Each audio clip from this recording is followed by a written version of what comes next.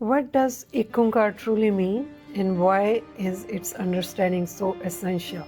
In today's podcast, we will discover how grasping this core principle can liberate you from the grip of fear, the illusion of separation, and the endless search for a life that feels whole, free, and deeply fulfilled.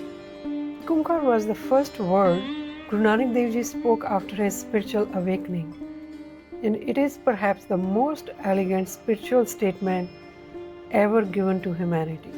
Everything that follows in Guru Granth Sahib circles back to this single profound truth, one reality expressing itself as all of existence.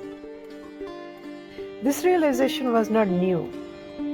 Other masters had experienced and spoken of it long before Guru Nanak, often in different languages. But for them, it was typically the end result, the culmination of commitment, discipline, and effort. Guru Nanak Dev Ji, however, began from that stage. That was his revolution. By starting with the truth of Ek Onkar rather than leading toward it, he bypassed all rituals, busyness, and sheer willpower and offered humanity a direct and foremost path to a fulfilled and liberated life. What does Ek really mean? Ek is the individual unity, the unbroken wholeness, the oneness. Most of us learn Ek Onkar and immediately translate it. God is one. It's simple, clean, done. But here is the trap. The moment we treat Ek as the number one, we have already missed the point. When we say God is one thing and creation is many things, God becomes separate from the creation. The divine becomes something out there, a distant entity counting itself against the multitude of existence. And that creates a fundamental split: observer and observed, worshipper and worship, self and others. This is not enlightenment. This is a subtle form of imprisonment. But Guru Nanak Dev Ji offers us a different door, not a mathematical statement, but an awakening. Ek is not a count, it is not a number, it is something far more intimate. Ek is the fabric that holds everything together. It is the individual thread woven through your being, through me, through every atom of existence. It is the ground, the foundation, the substance from which all existence emerges. And here is what matters. What you have been searching for, that wholeness, that peace, that divine presence, was never lost. It was never outside of you. It is not something you have to find or earn or achieve. It is already woven into your very existence. It is not something to acquire someday, but something to recognize now. When we understand this distinction between treating in divinity as external versus recognizing it as the ground of existence, it creates two completely different ways of living. Path 1, the external reaching. When you believe divinity is external, something out there beyond you, your entire spiritual life becomes a perpetual chase. You're always seeking, always praying, always hoping, always trying to be good enough to deserve a connection with something greater. Your life becomes a long reaching toward a distant goal. This creates a particular kind of suffering. Number 1, you live in lack. Something is missing. You are incomplete without it. Number 2, you live in longing. There is always a gap between where you are and where you are supposed to be. Number 3, you live in separation. You are down here, the divine is up there. The chasm feels unbridgeable. Everything becomes obligatory. Ethics become rules imposed from above. Commandments you follow because you are told to, not because they make sense to you. Compassion becomes heavy. That exhausting weight of I should care. Love becomes strategic, something you do to earn favor or avoid punishment. Your entire existence is spent trying to bridge a gap that honestly never existed except in your mind. Path 2. Awakening to what already is. But when you recognize Ek, oneness, as the actual foundation of existence itself, when you awaken to this truth, everything shifts. You recognize that the divine is not external, it is the ground. It is what you are made of. Oneness is not a distant concept. It is the fabric of your being right now. When this recognition becomes genuine, when you move from just understanding it intellectually to living it, something remarkable happens. The entire code of how you move through life rewrites itself. Your ethics are no longer rules. They flow naturally from seeing the divine in every being. You act differently not because you are supposed to, but because you are different, you see differently. Your compassion is no longer an obligation. That heavy weight of I should care lifts. Compassion becomes natural, inevitable, like breathing. Your relationship transforms. They are no longer transactions, give and take, strategic, scorekeeping, judgment. They become sacred exchanges. Your purpose becomes effortless. You stop asking, what should I do? In desperation, you start asking, what wants to emerge through me? And the answer comes naturally. Your failures become teachers. They are no longer shameful lessons handed down by a harsh universe. They are invitations to deepen your understanding, threads of the larger tapestry of your becoming. Now question arises, where does the divine actually live? Guru Granth Sahib Ji returned again and again to this pervasive truth, like a river returning endlessly to the sea. Divine consciousness does not hover above creation like a distant king on a throne. It is not locked away in sacred building or distant heavens. It permeates everything. It lives in you, in me, in the stranger on the street, in the tree bending in the wind, in the animal searching for food, in the silence between heartbeats. It is not out there, demanding worship from a distance. It is here, intimate, present, alive. Spiritual enlightenment then is not transformation. It is not becoming something new. It is awakening to what already is. Now, what is Onkar? Onkar is the dynamic expression of the unity which is creating, sustaining, dissolving. Here is where it gets practical. Ik is the ground. Onkar is how that ground expresses itself. And this happens through three eternal functions. Number 1, Creator. The birth of infinite possibility.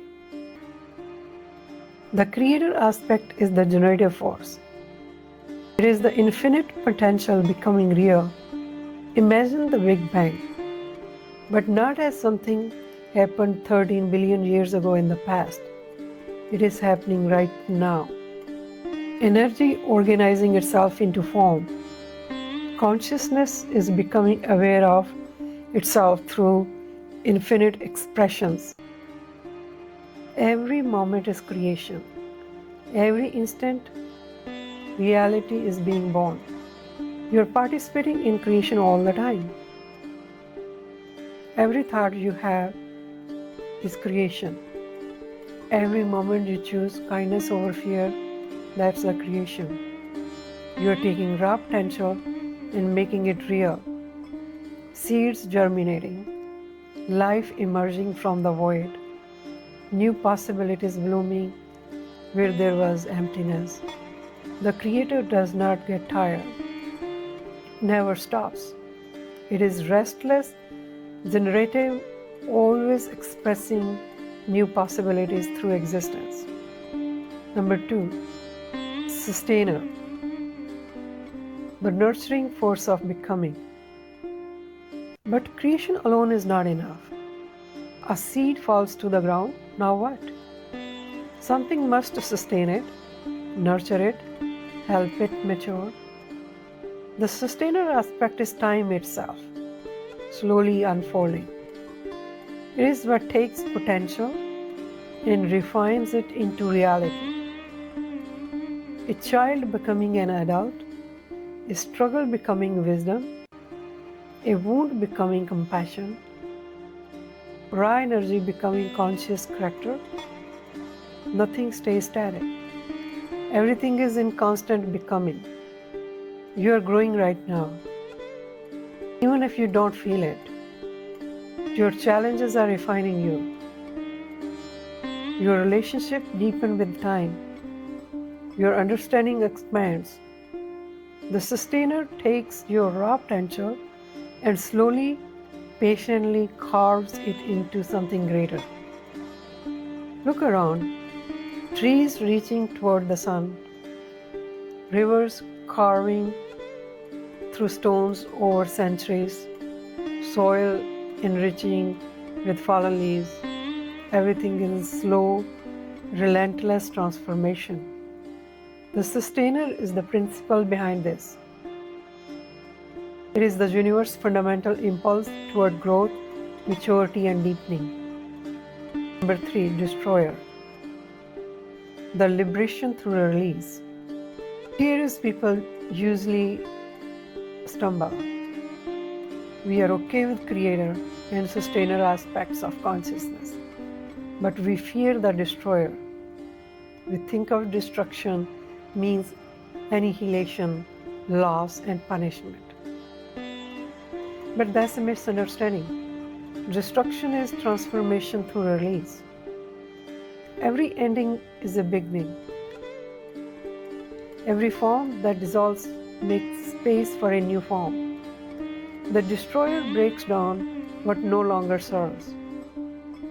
It shatters illusions.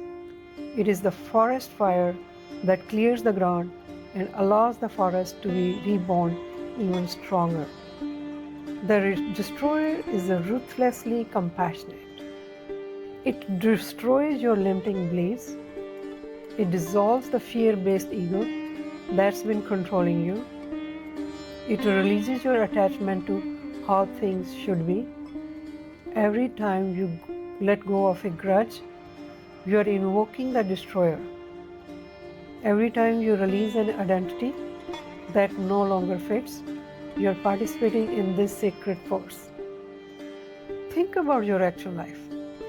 Breakups, job losses, failures, or dreams that didn't work out. We call these painful, and they are. But they are also openings. The destroyer is clearing away the old so something genuine can emerge. The old job dies so a better one can come. The old relationship dissolves so you can meet someone who actually sees you. The old you, the one built on fear, breaks down so the real you can step forward. Letting go is not loss, it's liberation. Look at nature. Autumn leaves fall, mountains erode, forests burn and are reborn. Cells die so new ones can live. Death feeds life. Entropy and renewal dance together eternally. Most of religions keep creator, sustainer, and destroyer as separate beings or competing forces. Good versus evil, God versus devil. But Guru Nanak Dev Ji reveals something radical. These three are not different at all. They are three functions of single unified intelligence. Think of it like the ocean. It is one body of water, yet it is simultaneously crashes as waves, flows as currents, and evaporates as mist. Same source, different expressions, never separate, never compete. Your life is same way. Your birth, your growth, your death are not three different forces fighting each other. They are the ground reorganizing itself toward greater consciousness. But you don't have to choose between clinging to growth and fearing dissolution. Both are sacred. Both are necessary. Both are the same ground expressing itself. Instead of fighting what wants to dissolve, you release gracefully. Instead of forcing creation, you allow it to emerge. Instead of rushing growth, you nurture it patiently. Why? Because you recognize that all three are the same ground, each is necessary, each is sacred, each is already whole. And now what is then awakening? Ek Onkar is not a doctrine to believe. It is not something you adopt as a philosophy. It is a reality to awaken within. It is not asking you to reach upward toward distant heavens. It is not asking you to bow before external authorities. It is asking you to look inward toward the infinite already within you, toward the ground of being that was never separate from you, that never left, that simply waited for you to notice. This is the key. The door is within. Now, to taste and experience Ek Onkar directly, we first open with two living questions, not to answer, but an invitation to inquire. Question 1. Who am I? Beneath all the labels, stories, and roles I carry each day. Question 2. What mystery brought me to this earth? What deeper purpose called me here? These are very fundamental questions that change everything. So let's explore them together in the next podcast. Until then, feel the wholeness already you are.